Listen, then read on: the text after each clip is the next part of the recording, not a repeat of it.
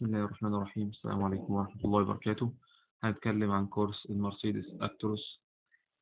ده صورة طبعا دي صورة للعربية اللي احنا بنتكلم عنها، اللي هي مرسيدس أكتروس.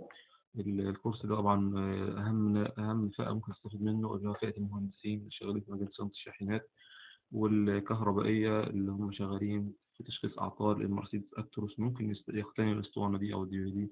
أصحاب الشاحنات والسواقين يعني دي ممكن يرجع لها، ممكن نستفيد منها إن شاء الله.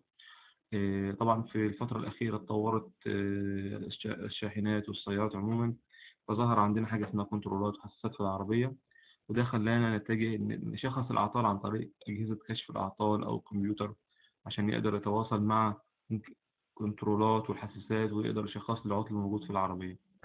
هنحاول إن شاء الله في الDVD ده إن إحنا نخلي الناس تعرف اللي هي الحاجة اللي ممكن تحتاجها عشان تقدر تتعامل مع شاحنات المرسيدس أكتروس. أول حاجة هنبدأ بيها إن شاء الله عبارة عن ملف PDF كده بيعرفنا على العربية وأجزائها، أهم الأجزاء اللي فيها من محرك وفتيس ونظام الفرامل اللي عندنا ودائرة الهواء ودائرة الكهرباء وأهم الكنترولات الموجودة وأهم الحساسات. وده عن طريق ملف PDF من شركة MCB. وعندنا في تيست كده أو اختبار بعد كل واحدة من دول بيختبر إن إحنا استفدنا فعلا من الوحدة دي ولا. تاني حاجة عندنا برنامج ويز اللي هو WIS، ده بيشرح أجزاء الشاحنة عن طريق رسومات توضيحية، مخططات الهواء والكهرباء الموجودة بالعربية عندنا، وفي تيبلز موجود فيها أكواد الأعطال ومعانيها ومواقع الكنترولات والحساسات وكل كنترول وظيفته إيه بالظبط في العربية عندنا.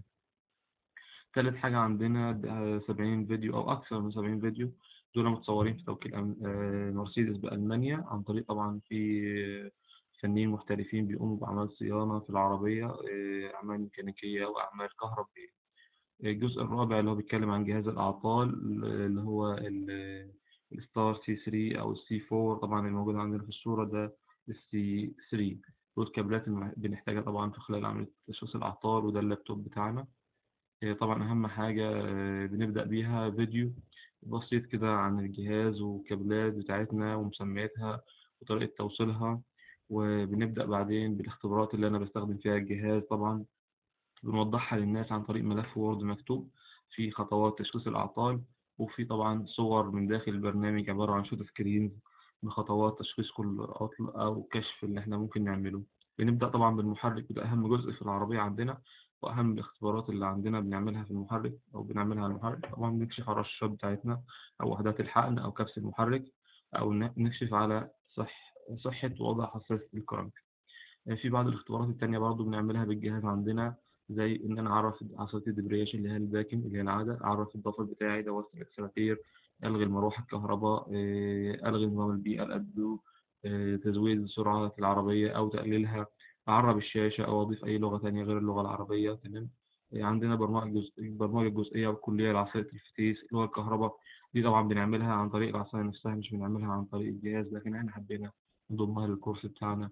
في جزء خامسا، ده برنامج من شركة مرسيدس، برامج توضيحية بتعرفني ازاي اتعامل مع برنامج الويز الموجود على اي لابتوب مع جهاز كشف الاعطال، اللي هو خاص بالصيانة والتركيبات، برنامج الEBC اللي هو خاص بقطع الغيار، برنامج الاكزنتري اللي هو برنامج تشخيص الاعطال. وفي الاخر نتمنى ان يكون تستفيدوا الكورس بتاعنا. ولو عندكم اي ملاحظة او شكوى ابعتوا لنا رسالة على الرقم ده، سواء موبايل او واتس، او ايميل على الايميل الموجود عندنا في الفيديو.